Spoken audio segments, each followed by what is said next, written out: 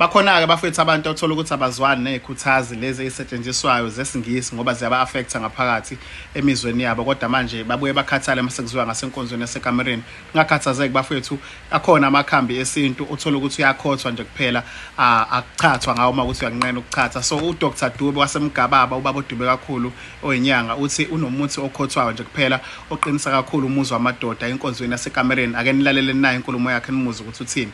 Kanti-ke ngomhla ka-29 uzobe ese-Cape Town eCartersfontein erenke kuthiwa kwaMakoti. Ungamthinta-ke kule namba uma ngabe uzobe use-Cape Town ukuze uyitholele ikhombo ka-350 ehambisana nembiza ku-072 544 6279 u-072 544 6279. Ungamthola-ke futhi nala khona eThekwini eMgababa, uyadiliva futhi nakoPhepha. Uyasikhotha nje lehlungu ukuthi ke kangesipunu uma uzoya kumuntu wesifazane, ikakhulukazi labantu